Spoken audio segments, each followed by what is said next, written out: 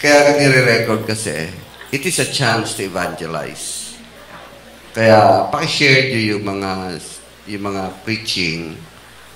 We have the obligation to share the light. At yun nga ang importante. We are the light.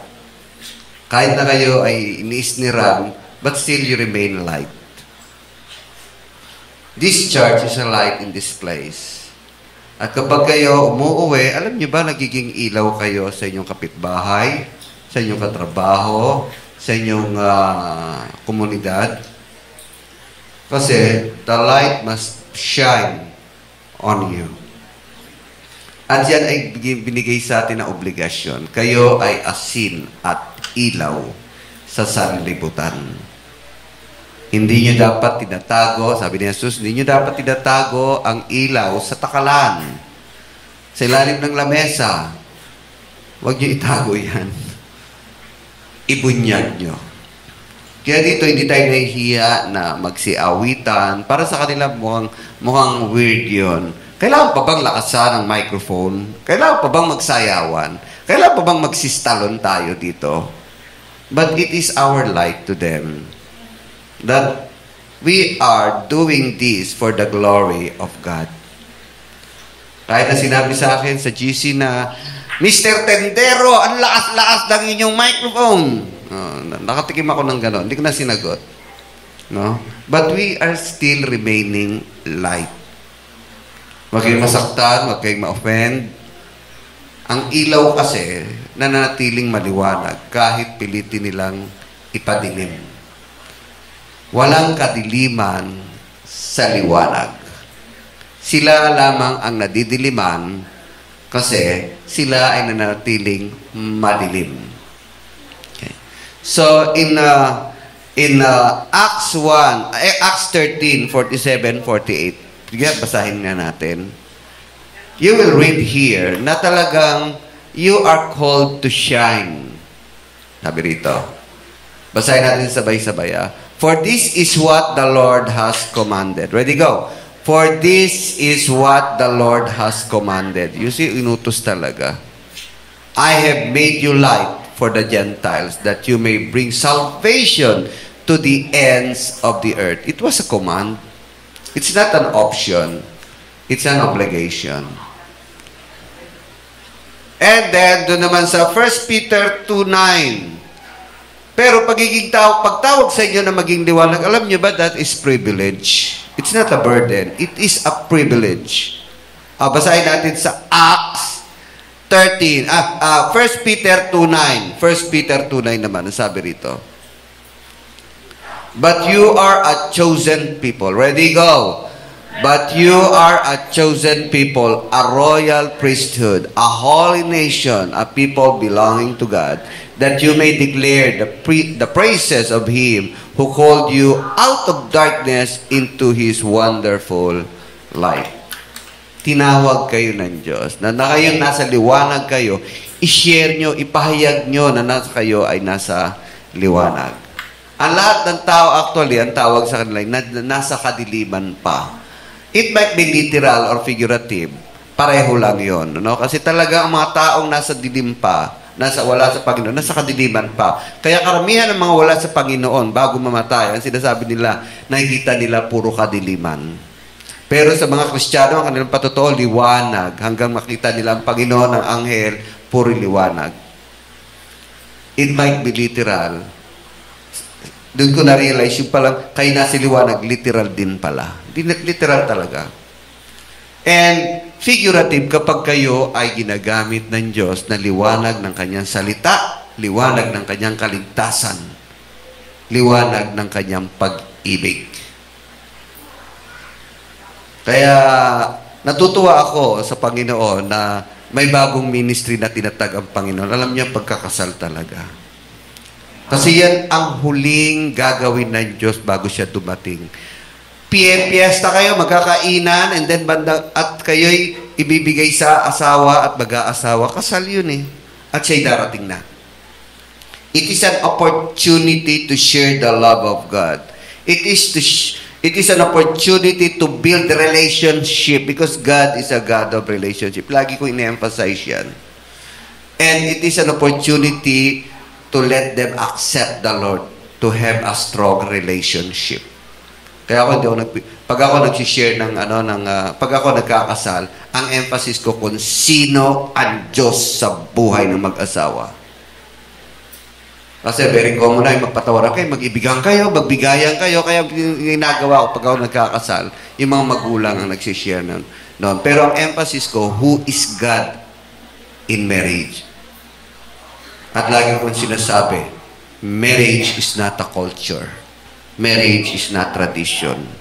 Marriage is established by God. Actually, institusyon ng Panginoon yan. Nilang niya ang tao. Kinasal niya si Eva at si Adan. Kasal yan. At ang unang vow, kasi the most important sa kasal, yung vow ng dalawa, yun ang importante. The first vow is, nung sabihin ni Adan kay Eva, ikaw ang laman ng aking laman, buto ng aking buto. It's more than I love you. Actually, vow yun na ginagawa sa kasal. It is more than I love you na sinabi na in love si Adan, nakita niya, na love at first sight siya kay Eva. At sa harap ng Diyos, nagbigay siya ng vow. Ikaw ang laman ng aking laman, buto ng aking buto. It's more than I love you. Kasi parang dinideklara niya na sa harap ng Diyos, ikaw ay akin, ako ay iyo, tayo'y iisa.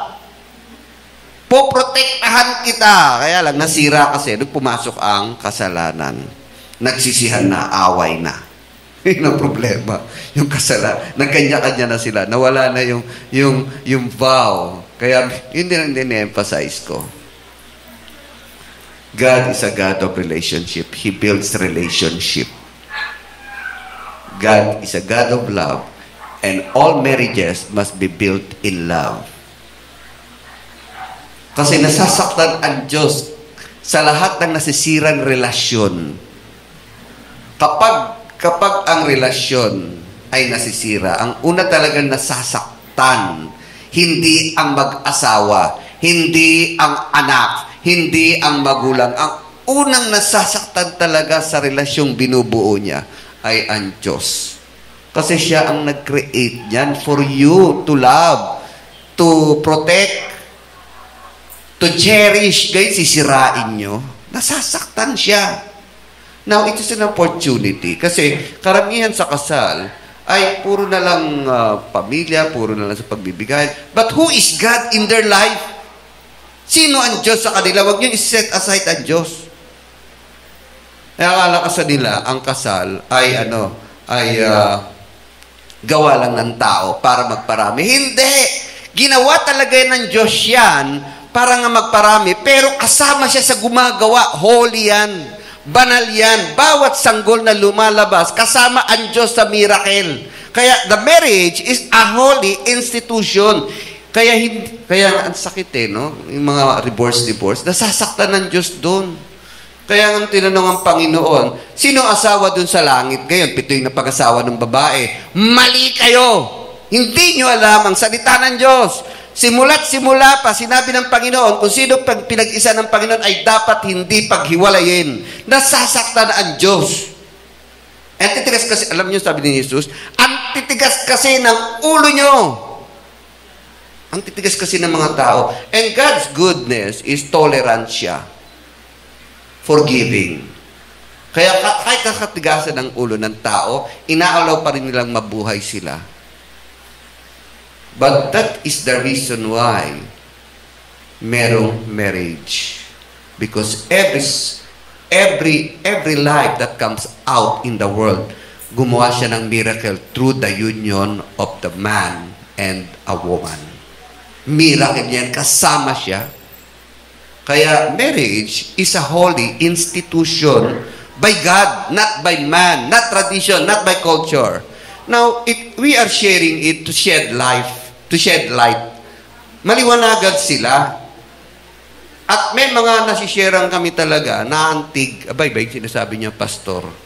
The same with you. We are the light of this world to share the Word of God to share the love of God, to share who God is in our life. Ngayon, sana wag naman tulad ng mangyari kay Mahatma Gandhi. Alam niyo kung bakit di siya naging Christian? Si Mahatma Gandhi ay Hindu. Siya ay naghahanap talaga ng kagandahan sa buhay dito sa daigdig. Para siya si Buddha. Gusto niya si Jesus. Sabi niya, I like Jesus Christ, but I do not like the Christians. Kaya hindi siya nakumbinsing maging Kristiyano. Ang sakit. I like Jesus Christ kasi nabasa niya yon ang buhay ni Kristo, tinuturo ni Kristo, talagang maganda. But I do not like the Christians. Hindi siya naging Kristiyano dahil sa mga Kristiyano. Masakit, di ba? Kaya nung namatay siya, sabi niya, ang huli niya sinasabi kadiliman kasi nga hindi siya lumapit sa liwanag. Naghanap siya ng liwanag, pero hindi siya tumanggap ng liwanag. Bakit? Kasi pinupundi ng mga Kristiyano. Sakit, di ba? Ito ay testimony. It is history. At masakit na masabi na sinabi ni Jesus, kung kayo magiging dahilan ng maliliit na to para mapahamak, doble ang inyong parusa. Doble ang obligasyon nyo na maatang o ang inyong kapahamakan. You must be the light of the world. Dapat magliliwanag tayo. Huwag natin unahin ang gusto natin na mali. Huwag natin igiit ang hindi gusto ng Diyos. Dapat ito'y naaayon sa kalooban ng Panginoon.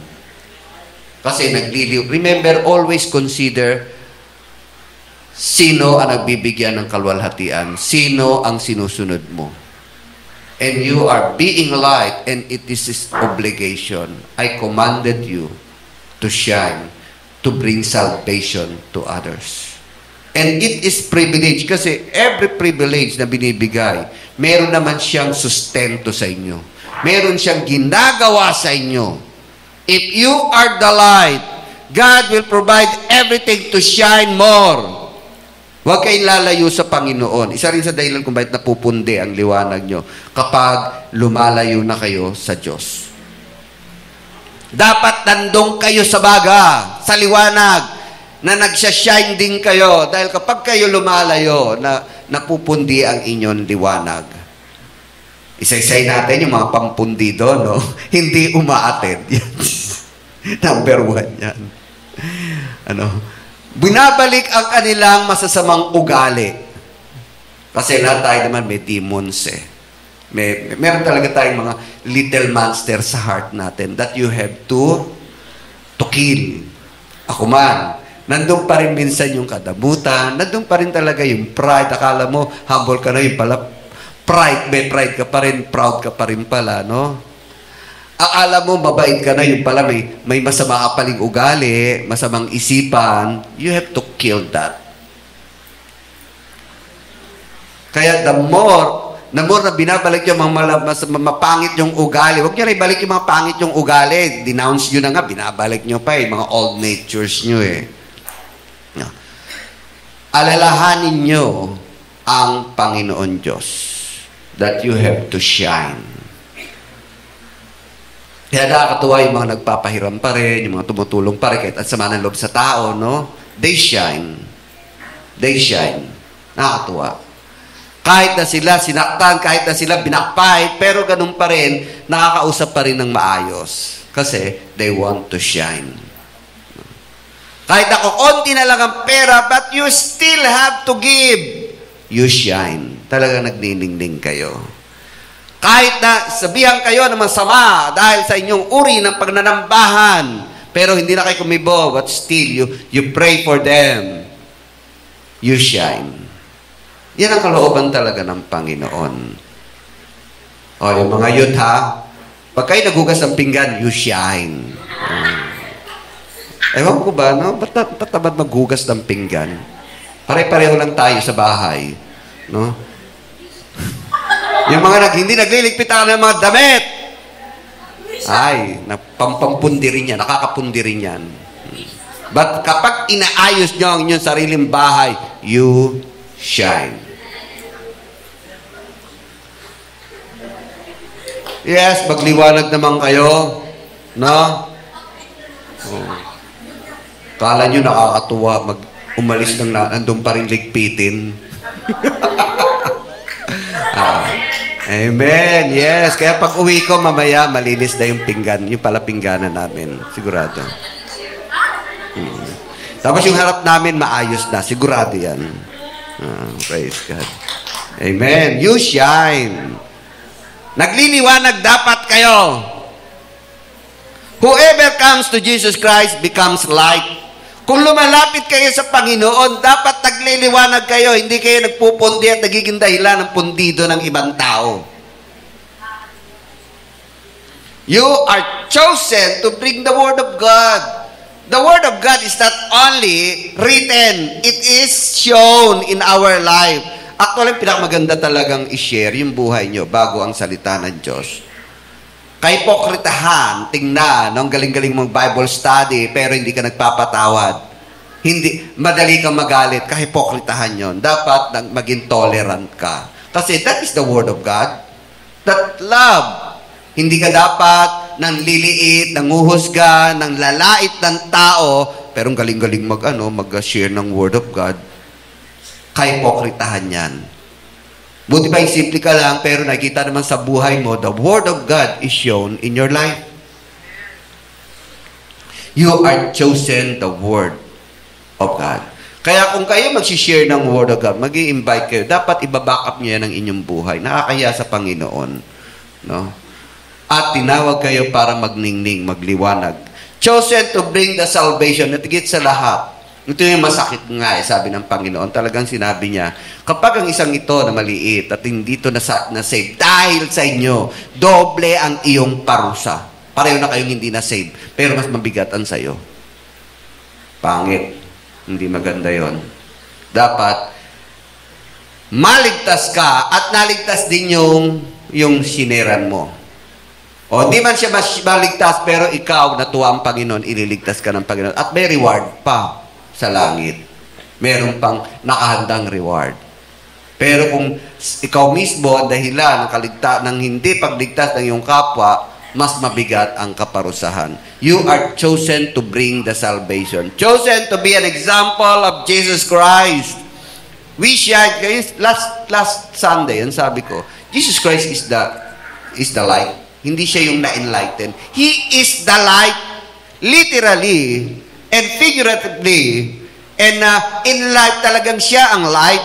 At kapag tinanggap nyo si Jesus, dapat ito automatic nag-shine sa inyo, sa isipan, sa inyong puso, na kahit may problema, light ang inyong pakiramdam, okay lang, kahit walang sweldo. Actually, na-experience ko 2 years ako walang salary, pero nakasurvive kami. Ngayon, kumikita na ako. Di ba?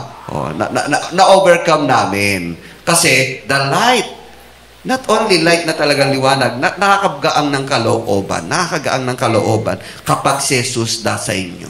Kasi you are confident. Meron kang katuwang sa puso mo. Kaya nga, Jesus Christ is not only on the head. Jesus Christ is on the life.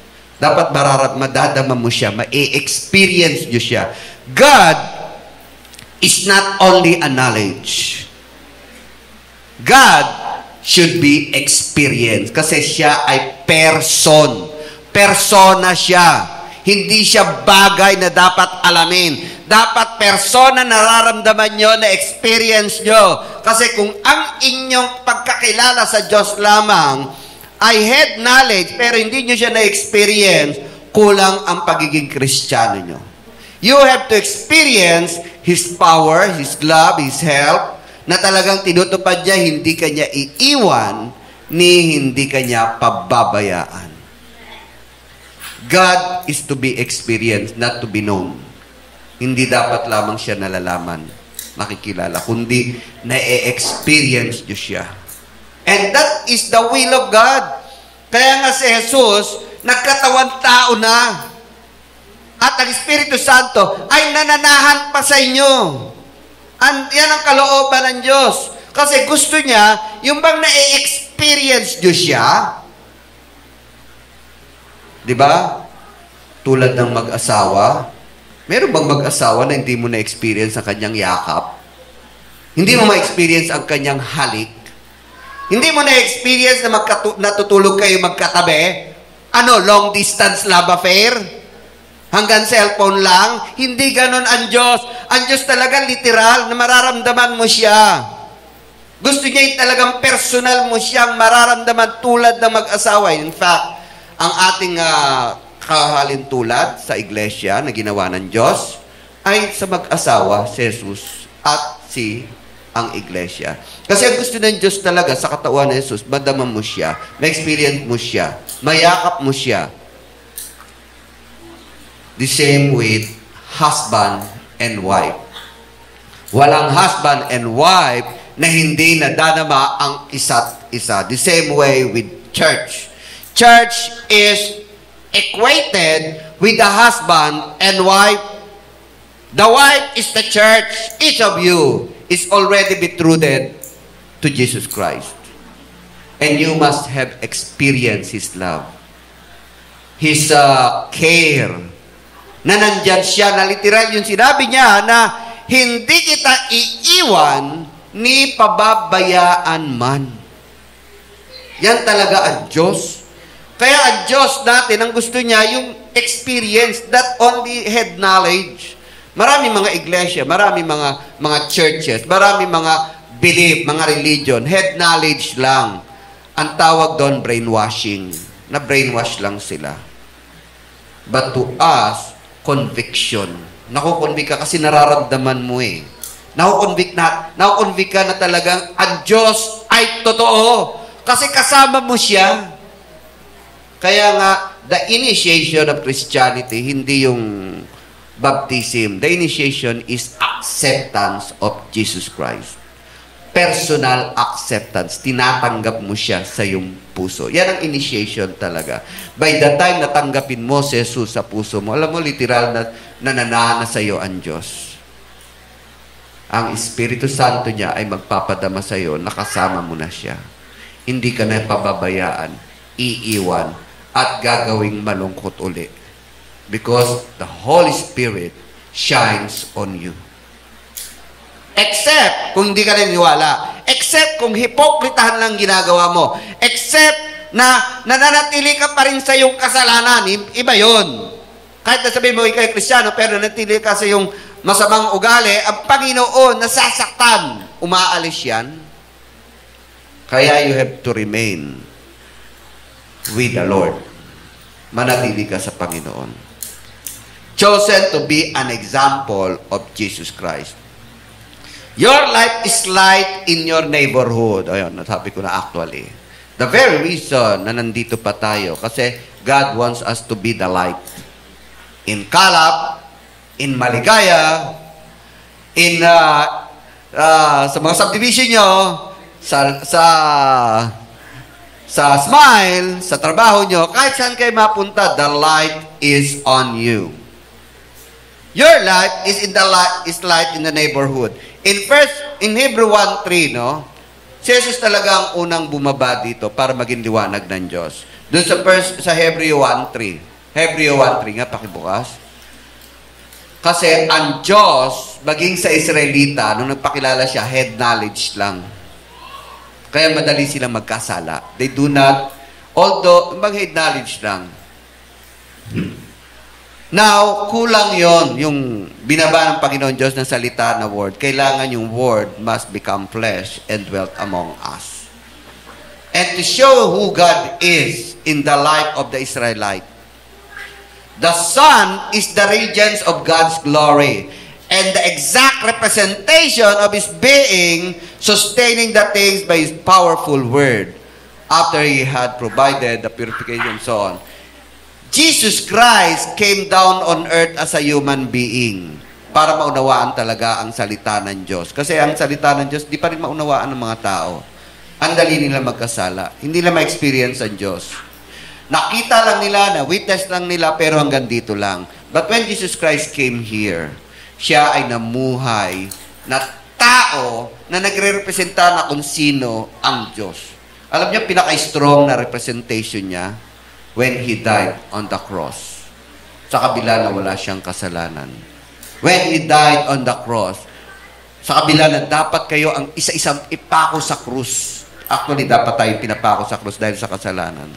When He died on the cross, na dapat kayo namatay at napunta sa impyerno, Jesus Christ went down also. Bumaba din siya. Pero hindi siya nabulok.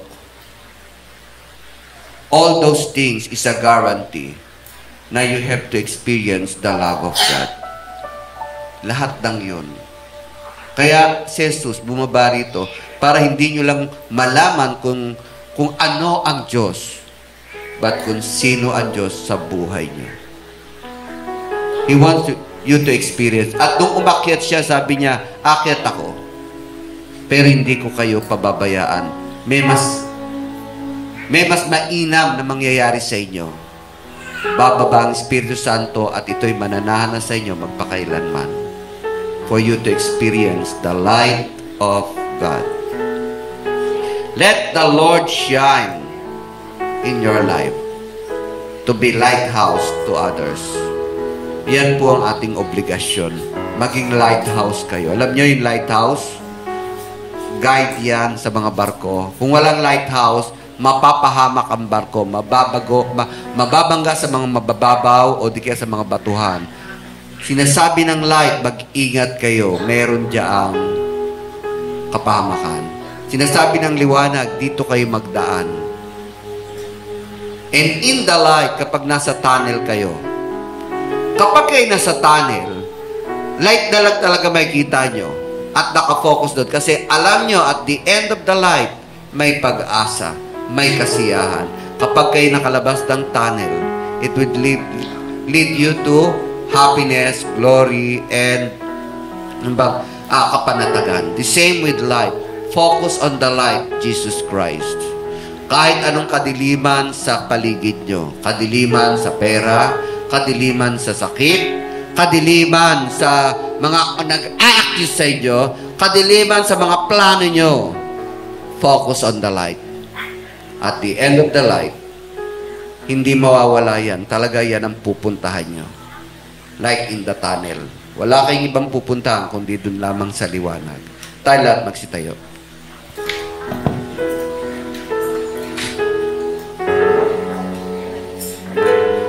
Praise God. Amen. Lord, I am glad na ikaw talaga ang tunay na liwanag. Hindi lamang naliwanagan, kundi ikaw talaga ang source ng liwanag. Liwanag sa aming puso, liwanag sa aming isipan, liwanag sa aming kaluluwa. Liwanag dito sa daigdig. Liwanag, Lord God, na kayo lamang ang aming susundan because at the end of the light, siguradong may pag-asa, may kaligtasan, at may kasiyahan. Panginoon, sa lahat ng nandito, Panginoon, alisin niyo ang kadiliman sa kanilang puso't isipan, kadiliman na dala ng galit, kadiliman na dala ng inggit, kadiliman ng dala ng kahirapan, kadiliman na dala ng gawa ng kaaway ng masama, ng maling paniniwala. Lahat sila, Panginoon, ay bigyan niyo ng tunay na liwanag, kundi kayo. Taas po natin ating mga kamay.